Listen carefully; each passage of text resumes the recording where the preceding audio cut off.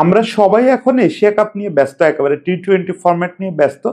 এর মধ্যে ছোট্ট একটা খবর আসছে আয়ারল্যান্ড থেকে আমাদের বিসিবির কাছে, যে আমাদের নভেম্বরে আয়ারল্যান্ডের সঙ্গে যে সিরিজটা, হোম সিরিজটা, সেখানে তারা দুটো টেস্টই খেলবে। প্রথমে কথা হয়েছিল দুটো টেস্টই খেলার পরে আয়ারল্যান্ড দাবি করছিল যে একটা টেস্ট কমায় ওয়ান ডে করা হোক। সেই জায়গায় এখন তারা বলছে না, দুটো টেস্টই খেলবো। এটা আমাদের কাছে একটা বিরাট বিরাট বিরাট খবর। আপনারা একটু অবাক হতে পারেন যে আয়ারল্যান্ড দুটো টেস্ট খেলবে, এটা বড় খবর কি? বিরাট খবরের ভাই। এই প্রথম এই দুটো টেস্ট খেলার ভেতর দিয়ে বাংলাদেশের কোনো ব্যাটসম্যান শততম টেস্ট খেলতে যাচ্ছে। যদি কোনো অস্বাভাবিক ঘটনা না ঘটে, যদি কোনো অস্বাভাবিক ঘটনা না ঘটে, তাহলে মুশফিকুর রহিম এই দুই টেস্টের সিরিজের দ্বিতীয় টেস্টে গিয়ে বাংলাদেশের প্রথম ব্যাটসম্যান হিসাবে 100তম টেস্ট খেলবেন। এটা আমাদের জন্য, আমাদের মতো ছোট্ট একটা টেস্ট খেলোয়াড়ের দেশ, মাত্র এখনো দেখেন মহাজাগতিক বিচারে আমরা হাঁটি হাঁটি পা করতেছি। এরকম একটা টেস্ট খেলোয়াড়ের দেশের একজন ব্যাটসম্যান, একজন সিনিয়র ব্যাটসম্যান এত লম্বা সময় ধরে আমাদের সার্ভিস দিল, অনেক উত্থান পতন, অনেক মহাকাব্যের সাক্ষী, এবং অনেক কিছু করছে এই লোকটা। ফলে এই লোকটাই এই সম্মানটা ডিজার্ভ করে যে সে বাংলাদেশের প্রথম 100তম টেস্ট খেলা ক্রিকেটার হবে। অনেক প্রথমের মালিক সে, এবার আরেকটা প্রথম হতে যাচ্ছে। এই সময়টায় আমার নিজের খুব নস্টালজিক লাগতেছে। কারণ ক্যারিয়ারটা যখন মাত্র শুরু করলাম সাংবাদিক হিসাবে, আমিও দিন দুনিয়ার কিছু বুঝে উঠতেছি না, সেরকম একটা সময় একটা বাচ্চা ছেলের ক্যারিয়ার শুরু হইতে দেখছিলাম, টেস্ট ক্যারিয়ার। সেই ছেলেটা আজকে বয়স্ক হয়ে, সিনিয়র হয়ে 100তম টেস্ট খেলতে যাচ্ছে। আসেন একটু মুশফিকুর রহিমের ক্যারিয়ারটা ফিরে দেখি, ঠিক ফিরে দেখি বলবো না, একটু নস্টালজিয়ায় আক্রান্ত হই, একটু স্মৃতিচারণ করি যে মুশফিকরে কিভাবে আমরা দেখছি, কি পাইছি, কি দিচ্ছেন তিনি আমাদের। সেটা 2005 সালের কথা। ফারুক ভাই যে কাণ্ডটা করছিলেন, তখন ফারুক ভাইয়ের উপরে সবাই মোটামুটি খেপে গেছিল। ফারুক ভাই 2005-06 এক গাদা আন্ডার-19 ছেলে পেলে, তখনও মানে যেটা বাংলায় বলে নাক টিপলে দুধ বের হয়, এরকম ছেলে পেলেরে ন্যাশনাল টিমে নিয়ে আসলো। এর শুরুটা হলো এই আমাদের মুশফিকুর রহিমকে দিয়ে। তখন অবশ্য লোকাল সার্কিটে তাকে, মানে এই যে একেবারে ছোটদের ডোমেস্টিক সার্কিটে তাকে মিতু বলেই সবাই চিনত, ওর পারিবারিক ডাকনাম মিতু। তখনও পর্যন্ত সে ঠিক মুশফিকুর রহিম হয়ে ওঠে নাই, তখনও পর্যন্ত সাংবাদিকরাও ওই শুনে শুনে তাকে মিতুই ডাকতো। বিশেষ করে মুশফিকের বাবা তারা আঙ্কেল, ওনার ভালো আঙ্কেল হচ্ছে মাহবুব হামিদ, তারা আঙ্কেল ঢাকার ক্রিকেটের নিয়মিত দর্শক ছিলেন। আমার মনে আছে মুশফিক যখন এজ লেভেল খেলে, তখন ওই যে বললাম যে আমরাও মাত্র হাঁটি হাঁটি পা করতেছি, তখন তারা আঙ্কেলকে প্রায় দেখতাম আমরা যে মুশফিক তো এজ লেভেল খেলা অবস্থায় ডিপিএল খেলা শুরু করছে। উনি ডিপিএল এর খেলা দেখতে মাঝে মাঝে মাঠে চলে আসতেন। সেই থেকে বাংলাদেশের সাংবাদিক কুলের সঙ্গেও কিন্তু তারা আঙ্কেলের দারুণ সম্পর্ক, এবং সব ক্রিকেটারকে ওনার সন্তানের মতো সম্পর্ক। তো যেটা মূল ব্যাপার ঘটলো, 2005 সালে বাংলাদেশ গেল ইংল্যান্ড সফরে। ভেরি আনএক্সপেক্টেডলি মুশফিকুর রহিম মিতুকে সেই দলের সঙ্গী করা হলো। কোনো মানে রিয়েলিস্টিক কারণ ছিল না। হ্যাঁ, পোটেনশিয়াল তো ছিলই। এই ব্যাচটাই সাকিব, মুশফিক, তামিম, ওদের যে আন্ডার-19 ব্যাচটা, এই ব্যাচটা পরবর্তীকালে তো বাংলাদেশ শাসন করছে লম্বা সময়। ফলে পোটেনশিয়ালের কোনো সমস্যা নাই, ওই লেভেলে সে রীতিমতো কাঁপায় দিচ্ছিল। কিন্তু একটা বাচ্চা ছেলে, তখনও 16-17 বছর বয়স, ওই বয়সে কেউ ইংল্যান্ড সফরে নিয়ে যায়? তখন ম্যানেজমেন্ট যেটা ধারণা দিছিল যে না, ওকে খেলানো হবে না, কিন্তু যেহেতু খুব পোটেনশিয়াল এবং লঙ্গার ভার্সনের জন্যই পোটেনশিয়াল, ফলে ওকে আর কি একটু ইংলিশ কন্ডিশনের সঙ্গে পরিচিত করা। তখন কিন্তু ইংল্যান্ডের ট্যুরে গেলে দলগুলো বেশ ট্যুর ম্যাচ টাচ পেত। আমরাও সম্ভবত ওই সিরিজে 2টা বা 3টা ট্যুর ম্যাচ খেলছিলাম।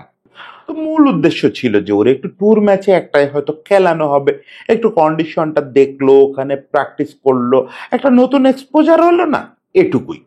কিন্তু সে যে কামের কামটা করলো, ওখানে একটা ট্যুর ম্যাচে সম্ভবত সামারসেটের বিপক্ষে সে একটা বড় ইনিংস খেলে ফেললো। এবং সেই ইনিংস দেখে ইংল্যান্ডে তো যেটা হয়, সব ফার্স্ট ক্লাস ম্যাচ কাভার করতেও লিজেন্ডারি সব জার্নালিস্টরা, লিজেন্ডারি সব ধারাভাষ্যকাররা হাজির থাকেন ওই জায়গায়। বিশেষ করে প্রতিপক্ষ যদি হয় কোনো টেস্ট খেলুড়ের দেশ, তাহলে ওই ম্যাচের দিকে ওরা খুব গুরুত্বের সঙ্গে তাকায় থাকে। আমরা যেমন এরকম ট্যুর ম্যাচ টেস্টে খুব পাত্তা দেয় না, ওদের কাছে এগুলো খুব গুরুত্বপূর্ণ। ফলে মুশফিকরে নিয়ে ইংল্যান্ডে তোলপাড় শুরু হয়ে গেল। স্টিল আমার মনে আছে টেঙ্কুবাইয়ের একটা তোলা ছবি, মুশফিক যেন কার কাঁধে উঠে গাছ থেকে কি একটা পারতেছে। ছবিটা পেলে আমি এই জায়গায় ওভারলে দিচ্ছি, আর না পেলে তো কিছু করার নাই। এবং ওরকম বাচ্চা বাচ্চা মুশফিকের ছবি পরে ইংল্যান্ডের দামি দামি পত্রিকা গার্ডিয়ান অমুক তমুক সে জায়গায় ছাপা হলো যে এইটুকু একটা বাচ্চা এসে ইংল্যান্ড শাসন করা শুরু করছে। পরে বাংলাদেশ টিমও আসলে ওই লোকটা সামলাতে পারলো না, যে এত হইচই ফেলে দিছে এই 16 বছরের বাচ্চাটা, তাহলে অভিষেক ঘটায় দেয়া যাক। লর্ডসে অভিষেক হয়ে গেল। লর্ডসে অভিষেক হয়ে গেল সচিন টেন্ডুলকারের পর দ্বিতীয় কনিষ্ঠ ব্যাটসম্যান হিসাবে, দ্বিতীয় কনিষ্ঠ ক্রিকেটার হিসাবে লর্ডসে অভিষেক হলো। কি বড় ব্যাপার। হ্যাঁ, শুরুটা ভালো হলো না, বোধহয় 18 বা 19 রানে একটা ইনিংস খেলছিল। তারপরে ওই বছর তো বোধহয় ম্যাচই পায় নাই, 6-7 সেরকম ম্যাচ পায় নাই। 2008-এর দিকে কোনো এক সময় এসে শ্রীলঙ্কায় পাইলট বাইরে ড্রপ করে সত্যি সত্যি কিপার ব্যাটসম্যান হিসাবে মুশফিকরে নেওয়া হলো, এবং শুরুতেই 80 রানে একটা ইনিংস খেললো সে। জীবনটা যে রূপকথার না সেটা মুশফিক ওই 80 রানের ইনিংসের পরেও খুব ভালোভাবে টের পাচ্ছেন। মুশফিকের উপর দিয়ে ঝড় যাওয়া তো কখনো বন্ধ হয় না, এই আমরাও প্রচুর সমালোচনা করছি। ইনফ্যাক্ট মানে রূঢ়ভাবে যদি বলি, মুশফিক 2010-11 আগ পর্যন্ত নিজেরে খুব মানে ওই জায়গার জন্য খুব যোগ্য বলে প্রমাণ করতে পারেন নাই। মানে 2008-এ সে যে আবার দলের জায়গা সিমেন্ট করলো, সেটাও কিন্তু আসলে বিভিন্ন পরিস্থিতির কারণে। একদিকে পাইলট ভাই অবসরে চলে গেছে, পাইলট ভাই অবসরে যাওয়ার পরে মুশফিক কোনোভাবেই তখন পাইলট ভাইয়ের প্রথম বিকল্প কিপার হইতে পারতেছিল না। হ্যাঁ, ব্যাটসম্যান হিসাবে তার ভিতরে সম্ভাবনা সবাই দেখতে পাচ্ছিল, কিন্তু সেটারও বহিঃপ্রকাশ তো ওই 80 রানের ইনিংসটা বাদ দিলে আর তেমন নাই, তেমন কোনো ইনিংস নাই। ফলে সে যে পাইলট ভাইয়ের জায়গাটা নিবে, কিভাবে নিবে, নিতে পারতেছিল না। ওই সময় সেলিম ভাইরেও ট্রাই করা হয়েছে একটা টেস্টের জন্য, ইভেন অন্য অনেকরে, পাভেল বোধহয় কিছু লিমিটেড ওভার ম্যাচ খেলছে, সগির হোসেন পাভেল। সবচেয়ে বেশি জায়গাটা যে নিয়ে নিবে সেটা ছিল ধীমান ঘোষ। ধীমান ঘোষ একরকম জায়গাটা পাকাই করে ফেলছিল। মনেই করা হচ্ছিল যে আসলে Mushfiq third choice, fourth choice হিসাবেই থাকবে, ধীমান হচ্ছে মূল উইকেট কিপার ব্যাটসম্যান, এরপরে প্রয়োজন হলে পাবেল অমুক তমুক, মুশফিক না, এরকম একটা ব্যাপার ছিল। এটার সঙ্গে বাংলাদেশে একটা জিনিস মাথায় রাখবেন যে সোশিও পলিটিক্যাল ব্যাপার স্যাপারও ক্রিকেট দলে নানা রকম প্রভাব ফেলে। শুধু এটুকু বললাম, যার যা বোঝার বুঝে নিয়েন। এখন আপনারা যা ভালো মনে করেন, এই যে আজকাল বলে না লোকে, ওই রকম মুশফিক ফলে ওই সময় পুরোপুরি সিন আউট ছিল। কিন্তু যেটা হলো, আমাদের একসঙ্গে অনেকগুলো খেলোয়াড় আইসিএলে চলে গেল, তার মধ্যে ধীমানও ছিল। ফলে মুশফিক সহ অনেককে আসলে জায়গা দিতে হলো, জায়গা না দিয়ে টিমই করা যাচ্ছিল না। এবং এই চান্সটা কিভাবে সে নিল, কিভাবে সে নিল, পরবর্তী এই যে 2008 থেকে শুরু করে 2010 পর্যন্ত সে খাবি খাইছে। কিন্তু 2010 থেকে যদি বলেন যে মুশফিক নিজেরে সেটেল করছে, সেই থেকে এই 15 বছর অন্তত টেস্ট ক্রিকেটে মুশফিককে নিয়ে কখনো প্রশ্ন ওঠে নাই। এই 15 বছরে আমরা যদি 5-7 বছর পিছিয়ে যাই, তাহলে দেখবো যে কোনো ফরম্যাটেই মুশফিককে নিয়ে কোনো প্রশ্ন কোনোদিন ওঠার সুযোগ হয় নাই। তো বাকি ফরম্যাটগুলো থেকে তো সে অবসর নিয়ে নিচ্ছে, হয়তো আর 1-2 বছর আগে অবসর নিলে আরো বেশি লোকে সেলিব্রেট করতো। কেউ সেগুলো মন্দ আলাপ বা তির্যক আলাপ এখন না করি। মূল ব্যাপারটা হচ্ছে, আমরা তো টেস্ট নিয়ে কথা বলছি। টেস্ট ক্রিকেটে আমাদের জন্য যে অবদান মুশফিক রেখে গেছে এবং যে অবদান রেখে যাচ্ছে, এটা অনন্য সাধারণ, অনন্য সাধারণ। সে দেখেন আমাদের টেস্টে এখনো পর্যন্ত 6000 পার করা একমাত্র ব্যাটসম্যান, 6000 রান করা। যদি বাংলাদেশ একটা সময় প্রচুর টেস্ট গ্যাপ না দিত, এমনও গেছে বাংলাদেশ বছরে মাত্র 3টা টেস্ট খেলছে, এরকম বেশ কয়েক বছর গেছে। ফলে মুশফিকের ক্যারিয়ারের সোনালি একটা সময়, প্রচুর টেস্ট খেলতে পারে নাই। 5-7 বছরের একটা টাইম দেখবেন মুশফিকের, ওই 5-7 বছরে হয়তো সব মিলে 10টা টেস্ট খেলতে পারছে। ও এই 15 বছর যদি রেগুলার টেস্ট খেলতো, রেগুলার টেস্ট খেলে যাওয়ার সুযোগ পেত, তাহলে 100 টেস্ট বহু আগে হয়ে যেত, 10,000 রানও টেস্টে হয়ে যেত। তার মানে অবদানকে আলাদা আলাদা করে বিচ্ছিন্ন করে আমি যে বিশ্লেষণ করব, সেই যোগ্যতারও আমার অভাব আছে। আর অত কিছু মানে ডিটেলিং না করে শুধু অল্প অল্প করে যদি বলি, বাংলাদেশের প্রথম ডাবল সেঞ্চুরিটা সে করছে, যদিও ওই ম্যাচে খানিক আগেই আশরাফুল জিনিসটা করে ফেলতে পারতো, কিন্তু করতে পারে নাই, শেষ পর্যন্ত জিনিসটা মুশফিক করছে। এরপরে সে আরো 2টো ডাবল সেঞ্চুরি করছে। এই জায়গাটায় তার একটা বিশ্ব রেকর্ডও হয়ে গেল। কিরকম? সে পৃথিবীর একমাত্র কিপার ব্যাটসম্যান যার একাধিক ডাবল সেঞ্চুরি আছে। এখানেও সেই রেকর্ডটা যখনই বললি তখনই আবার একটা ফুটনোট দেওয়া লাগে। লোকেরা সাঙ্গাকারার কথা মনে করে যে সাঙ্গাকারার এক গাদা ডাবল সেঞ্চুরি আছে, তাহলে সাঙ্গাকারা না কেন? সাঙ্গাকারার মাত্র একটা ডাবল সেঞ্চুরি কিপার ব্যাটসম্যান হিসাবে, বাকিগুলা শুধু ব্যাটসম্যান হিসাবে খেলছে। তখন কিপিং করতো প্রসন্ন জয়াবর্ধনে। মুশফিক চতুর্থ ডাবল সেঞ্চুরিও পেয়ে যেতে পারতো।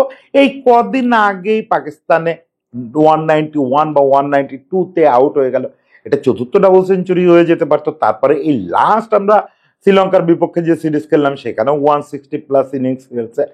মুশফিকের উপযোগিতা টেস্টে কেমন ছিল এটা নিয়ে আলোচনা বাংলাদেশে অন্তত করার কোনো সুযোগ নাই। দেখেন, এখনো পর্যন্ত সম্ভবত বাংলাদেশে সবচেয়ে বেশি টেস্ট গড় মুমিনুলের, কিন্তু মৌমেনুল যে ড্রাস্টিক হারে সেই গড়টা নামাচ্ছে, তাতে এই গড়টাকে আসলে আমি ওই মূল্যায়ন করতে রাজি না। যে মুশফিক তো আসলে শুরুর দিকে 60-70 গড় করে রাখছিল, ওইটাকে নামাইতে নামাইতে আজকে এখনো যে জায়গায় আছে ওটা মুশফিকের ওপরে। কিন্তু মুশফিক তার এই গড়টা, মুশফিকের গড় হচ্ছে 38 পয়েন্ট সামথিং। এইটা 40 হলে আমি বলতাম নট ব্যাড। বাংলাদেশি একজন ব্যাটসম্যান তো 50, আমি এখনই আশা করি না যে বাংলাদেশের কোনো লিজেন্ড মানেই তার 50 অ্যাভারেজ সে 15 বছর ধরে ধরে রাখবে, এটা একটু কঠিন। কিন্তু 40+ হলে আমি খুব খুশি হতাম, খুব আনন্দের সঙ্গে বলতাম যে মুশফিক আসলেই বাংলাদেশের লিজেন্ডের চেয়েও বেশি কিছু। কিন্তু ওই গড়, 3টা ডাবল সেঞ্চুরি, এগুলো দিয়ে বোঝা যাবে না। মুশফিক আমাদের যেসব জায়গা থেকে উত্তরণ ঘটায় দিছে, যেসব ম্যাচ জিতে আনছে, যেসব জায়গায় অসামান্য ভূমিকা রাখছে টেস্টে, এইগুলো আসলে পরতে পরতে লেখা থাকবে। এগুলো লেখা থাকবে যে মুশফিক কিভাবে একের পর এক বাংলাদেশের হয়ে বিভিন্ন এভারেস্ট জয় করছে। আসলে এভারেস্ট জয় করছে ছোট্টখাট্ট একটা মানুষ, কিন্তু তার অর্জনের দিক থেকে এবং দেশকে দেওয়ার দিক থেকে সে অনেক বিশাল বিশাল মানুষের চেয়েও অনেক আগায় গেছে। শুধু টেস্ট ক্রিকেটের কথা যদি বলি, কিপিং কিপিং এ সে অবিশ্বাস্য ডেভেলপ করছিল, অবিশ্বাস্য। শুরুর দিকে সে মোটেও পাইলট বাইয়ের উত্তরসূরি হওয়া তো অনেক দূরের ব্যাপার, সগির হোসেন পাবেল বা ধীমানের সঙ্গে কম্পিট করার মতো কিপার ছিল না। কিন্তু একটা সময় আসলো যখন মুশফিকের সঙ্গে তুলনীয় কিপার বাংলাদেশে খুঁজে পাওয়া খুব কঠিন। হ্যাঁ, শর্টার ফরম্যাটে একটা দুটো ব্লান্ডার সে করছে যেগুলো বাংলাদেশকে সাফারও করাইছে, সেটা সর্বকালের সেরা কিপার হিলি বা গিলক্রিস্টেরও এরকম ভুল আপনি পাবেন। কিন্তু মুশফিক পরের দিকে তার মিড ক্যারিয়ারে যে মানের কিপার হয়ে উঠছিল, তাতে তাকে বিশ্বসেরা কিপারদের সঙ্গে তুলনা করা যেত। দেখেন, এই যে দুটো পয়েন্ট বললাম, আপনি কি খেয়াল করলেন যে এর মধ্যে একটা লাইন বলতেছি আমি, একটা বিটুইন দ্য লাইন কথা বলতেছি। সেটা হচ্ছে মুশফিক শুরুর দিকে ব্যাটসম্যান হিসাবে মিডিওকর, মিডিওকর। মুশফিক শুরুর দিকে কিপার হিসেবে লোয়ার দ্যান মিডিওকর। এই লোকটা ক্যারিয়ারের মধ্য বয়সে এসে বা মধ্য বয়সের পরে এসে ব্যাটসম্যান হিসেবে দেশের গ্রেটেস্টদের একজন হয়ে গেল এবং কন্টেম্পোরারি সেরাদের সঙ্গে কম্পিট করার মতো হয়ে গেল।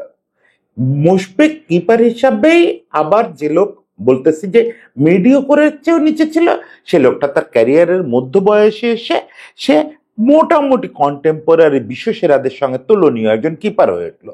এই জিনিসটা কিভাবে হলো? মুশফিক কি রাতে কোনো স্বপ্নে কিছু পাইছে? কোনো একদিন হঠাৎ করে স্বপ্নে কিছু দেখছে?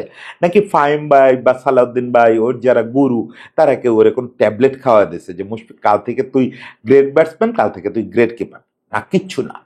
এইটা মুশফিক কিভাবে হয়েছে এই সাক্ষী দিতে যদি কেউ কোথাও ডাকতে চান, আমাকে ডাকতে পারেন। কারণ দিনের পর দিন এরকম হয়েছে, কতজন এই সাক্ষী দিতে পারবে আমি জানি না। এরকম হয়েছে যে আমার একটা ব্যাপার ছিল, সুব্রতার আন্ডারে কাজ করতাম, বসে থাকার কোনো সুযোগ ছিল না।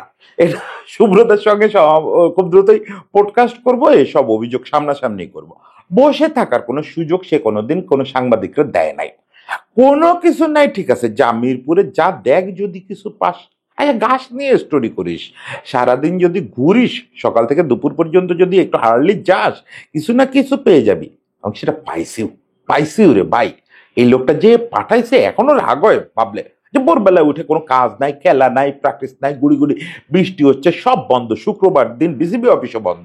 কিছু যে জায়গায় পাবো পাবো কেমনে, কয়টা কাঠের দোকান খোলা, কাঠের দোকানদারদের ইন্টারভিউ দিব? না, শেষ পর্যন্ত যখন ফিরছি স্টোরি পাইছি, কখনো গ্রাউন্ডসম্যানের সঙ্গে কথা বলে কিছু একটা পাইছি, কখনো কিছু না হোক দেখা গেছে যে ফ্লাড লাইটটা একটা সমস্যা হয়েছে, ওটা নিয়ে একটা স্টোরি করে ফেলছি। অনেক কিছু এভাবে পেয়ে গেছি। এই লোকটা জানতো টেবিলে বসে, কারণ জীবনের ওই সময়টা কাটা আসছে তো, যে মাঠে গেলে স্টোরি হয়। এই স্টোরিটা বেশিরভাগ দিন আমার দিত মুশফিক। কিভাবে মুশফিক স্টোরি দিত, মানে আশা দিয়ে যেত না যে দাদা এলেন আসছেন স্টোরি দেন, তা না। আমি এই বর্ণনাটা হাজার জায়গায় বোধহয় বলছি, লিখছি, যে শুক্রবার দিন ভোর বেলায় গুড়ি গুড়ি বৃষ্টি হচ্ছে, সুব্রতার তাগিদে মিরপুর স্টেডিয়ামে ঢুকছি। কাঠের দোকানগুলো বন্ধ, বিসিবি অফিস বন্ধ, কোনো লোকজন নাই। গ্রাউন্ডসে বৃষ্টির কারণে, গুড়ি গুড়ি বৃষ্টির কারণে গ্রাউন্ডসম্যানরাও কাজ করতেছে না এরকম দিনে। সেরকম সময়ও আপনি যদি একটু কান পাতেন, হাঁটাহাঁটি করতেছেন, প্লাজায় হাঁটেন, কখনো কখনো ওই যে ইনডোরের কাছাকাছি চলে যান, হাঁটতে থাকলে কোনো এক সময় আপনার কানে খট খট করে একটা আওয়াজ আসতে থাকবে। কি আওয়াজ হচ্ছে যদি অনভ্যস্ত হন বুঝতে পারবেন না, ভাববেন ভূত টুত নাকি, এই ভুতুরে পুরি, কোথাও একটা মানুষ দেখা যাচ্ছে না, এর মধ্যে খটখট আওয়াজটা কিসের। কিন্তু আমি বা আমরা যারা ওরকম ভোরবেলায় গিয়ে হাজির হতাম ওই নিউজের সন্ধানে, তারা জানতাম আওয়াজটা কিসের। আওয়াজটা মুশফিকের ব্যাটের, আওয়াজটা মুশফিকের ব্যাটের। ভাই পৃথিবীতে যদি সাইক্লোনও হয়ে যায়, উপরওয়ালা না করুক, মুশফিকের পথে যদি একেবারে বন্যাও হয়ে যায়, সেরকম দিনেও মুশফিক তার কিট ব্যাগ নিয়ে মিরপুরে গিয়ে হাজির হয়েছে। এটা কথার কথা না। আপনি ওই সময় যে কোনো সাংবাদিক, যে কোনো খেলোয়াড়ের কাছে শুনে দেখতে পারেন যে কি ডেডিকেশন নিয়ে কাজ করছে। সবাই রেস্ট কাটাচ্ছে, রেস্ট ডে ঘোষণা হয় যখন জাতীয় দলের ক্যাম্প চলে, তখন মাঝে মাঝেই 2 দিন রেস্ট ডে বা একদিন রেস্ট ডে, বা অনেক সময় তো থাকে ক্যাম্পই হতো না। এখন তো আপনারা দেখেন যে সারা বছর ওভারলোড, তখন তো বছরে 2 মাস 3 মাস জাতীয় দলের কোনো খোঁজই নাই, কোনো খেলা নাই, ফলে জাতীয় দলের খেলোয়াড়রা যার যার মতো ঘুরে বেড়াচ্ছে। মুশফিক ঘুরতেছে না। মুশফিক ওই মাঠের কোনো এক কোনায় বা ইনডোরে এদের বলে কয়ে, ওর উপরে এই যে জিমের লোকজন, ইনডোরের লোকজন ওর উপরে ভয়াবহ বিরক্ত ছিল। আর কোনো কাজ নাই, সারাটা দিন ছুটি কাটাবে তারা, এর মধ্যে ভোরবেলায় এসে মুশফিক এদের দিয়ে ওইসব খোলায় ওইসব জায়গায় প্র্যাকটিস করবে। তাতে অবশ্য তাদের একটা লাভ হতো, সেটা তারা ভালো বলতে পারবে। যাওয়ার সময় মুশফিক তাদের কিছু নগদ নারায়ণ দিয়ে যেত, একেবারে খালি হাতে এই কাজগুলো করাতো না, ওই বকশিসটাও তারা পেত। যাই হোক, সেটা সবাই দেয়, সেটা তামিম হোক, সাকিব হোক, মুশফিক হোক, বা আজকালকার এরা কি করে তো চোখে দেখেনি, কিন্তু নিশ্চিত বুঝি যে এরাও করে। অড টাইমে যদি কাজটা করায়, যদিও বিসিবির কর্মী হিসাবে তাদের ওটা যে কোনো সময় করতে তারা বাধ্য, কিন্তু আমাদের খেলোয়াড়রা সেটার জন্য আলাদা করে সম্মানিত করে তাদের। যাই হোক, যেটা বলতেছিলাম, এই যে পরিশ্রমটা কি হয়েছে, ধরেন দেখা গেছে ন্যাশনাল টিমের প্র্যাকটিস 9টা থেকে 2টো পর্যন্ত, আমরা 9টা থেকে 2টো করে চলে যাব, যেতে পারতেছি না। সাংবাদিকরা কিন্তু ওই যে মাদুরের মালিকের মতো, যতক্ষণ পুরোটা শেষ না হবে যেতে পারবে না, যদি কিছু ঘটে, যদি কিছু ঘটে। কেন যেতে পারতেছি না? পুরো টিম ড্রেসিং রুমে আড্ডা দিচ্ছে, আড্ডা দিতে বাধ্য হচ্ছে, কারণ একটা ছেলে সেন্টার উইকেটের পাশে নক করে যাচ্ছে, নক করেই যাচ্ছে, করেই যাচ্ছে। প্র্যাকটিস শেষ হওয়ার পরেও 2 ঘন্টা হয়ে গেছে, তার নক শেষ হচ্ছে না। এখান থেকে মাশরাফিরা, সাকিবরা গালিগালাজ করতেছে যে তুই ওঠ, তুই আয়, এখন আমরা যাই, হোটেলে যাই। কোনো ভ্রুক্ষেপ নাই, দিনের পর দিন এটা করে গেছে। মানুষ মনে করে যে শুধু পরিশ্রম মানুষকে কোথাও নিতে পারে না। আমি উল্টোটা বলি, আমি বলি শুধু প্রতিভা মানুষকে কোথাও নিতে পারে না।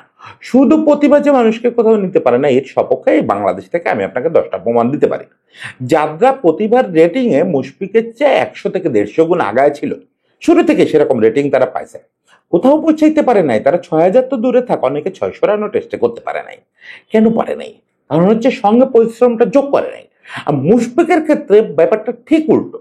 আমি বলতেছি না যে মুশফিকটা স্রষ্টা কোনো প্রতিভা দিয়ে পাঠান নাই, কিন্তু যেটা দিয়ে পাঠাচ্ছেন সেটা দিয়ে যদি সেটুকুর উপরে সে ভরসা করতো তাহলে হারায় যেত। ওটার সঙ্গে সামান্য পরিশ্রম যদি যোগ করতো তাহলে মিডিওকর হয়ে থাকতো। কিন্তু এই যে মুশফিক একজন বাংলাদেশে গ্রেট হয়ে গেছে, আজকে 70তম টেস্ট খেলতে যাচ্ছে, এটা তার আসলে ম্যাক্সিমামটাই পরিশ্রম। প্রতিভা যদি হয় 20%, 80% পরিশ্রম এবং কমিটমেন্ট, মানে নিজেকে উজাড় করে দেওয়া, নিজেকে উজাড় করে দেওয়া। মুশফিকের আঙ্গুল ভেঙে গেছে, তাও মুশফিক নেট করতেছে। এই যে নিজেকে উজাড় করে দেওয়া, এই জায়গাটায় মুশফিক অনন্য হয়ে থাকবে, অনন্য হয়ে থাকবে। আমাকে মাশরাফি একবার বলছিল, এটা অন রেকর্ড, কোন একটা ইন্টারভিউতে বলছিল, আমি ভুলে গেছি। মাশরাফি একবার বলছিল, এবং সেই কথাটা যখন বলতেছে তখন সাকিব তামিম ওই পাশে বসে দুষ্টুমি করতেছে। তখন তো এরকম সাকিব তামিম ভেদাভেদ ছিল না, কি একটা সময় ছিল রে ভাই, কি একটা সময় ছিল, যে জন্য আজকাল আপনারা যখন এই ভেদাভেদ করেন বুকের ভিতর খুব ফেটে যেতে থাকে যে এদের কিভাবে মিশতে দেখছি। আমি মাশরাফির একটা কোনো একটা ইন্টারভিউ নিচ্ছি, পাশে সাকিব তামিম এবং ওখানে দুষ্টুমি করতেছে মনে হয় কি একটা নিয়ে। ওদের তো একসঙ্গে ছাড়া থাকতোই না, মানে ইসে মাঠের ভেতর আড্ডা দিতে বসলেও একজন আরেকজনের গায়ে মিশে বসতো, একজন আরেকজনের ছেড়ে একটা মিনিট থাকতে পারতো না। তো যাই হোক, সে কথা বলে আর কি হবে, হয়তো আরেকদিন কোনো সময় পুরো মানে আরেকটু গল্প করব। আমি মাশরাফিরে জিজ্ঞেস করতেছি যে এই যে দুজন বসা, এটা তো বাংলাদেশে গ্রেড হইতে যাচ্ছে, তখন বয়স কম, তো বোঝা যাচ্ছে যে গ্রেট হইতে যাচ্ছে। তো তুমি কি বলবা, বাংলাদেশের নেক্সট জেনারেশন ক্রিকেটারদের কাউকে কাকে ফলো করতে বলবা এই দুইজনের মধ্যে, দুজনের লাইফস্টাইল, খেলোয়াড়ি ধরন, এই দুজনের মধ্যে কাউকে ফলো করতে বলবা? ও বলতেছে যে ওরা তো শুনতেছে কথা, আমি শুনেই বলি ওদের কাউরে আমি ফলো করতে বলবো না। আমি বাংলাদেশের কোনো একটা তরুণ ক্রিকেটার বা বাচ্চা এসে আমাকে যদি জিজ্ঞেস করে যে বাংলাদেশের কোন ক্রিকেটারটাকে সবচেয়ে বেশি ফলো করা উচিত, ওদের দুজনের কথা বলবো না, আমার নিজের কথাও বলবো না, বাংলাদেশের কোনো সফল ক্রিকেটার যাদের আপনি তারকা বলতেছেন তাদের কথা বলবো না, আমি বলবো ওই ছেলেটার কথা। বললে তখনই সেন্ট্রাল উইকেটে ব্যাট করতে থাকা মুশফিককে দেখা দিয়েছে, বলছে যে এই হচ্ছে কারণ, হচ্ছে তার রান বা তার অ্যাচিভমেন্ট কোনো কিছু আমার কাছে ম্যাটার করে না। তখন মাশরাফি ক্যাপ্টেন, তখন সে বলতেছে যে আমার কাছে শুধু ম্যাটার করে কমিটমেন্ট, ডিসিপ্লিন এবং পরিশ্রম করা, এবং সেটার আউটপুট সে পাবেই। সে বলতেছে যে স্রষ্টা কাউকে নিরাশ করে না। আমার এই জাতীয় চিন্তা ভাবনার পেছনে মাশরাফির কথাবার্তার একটা অবদান তো আছেই।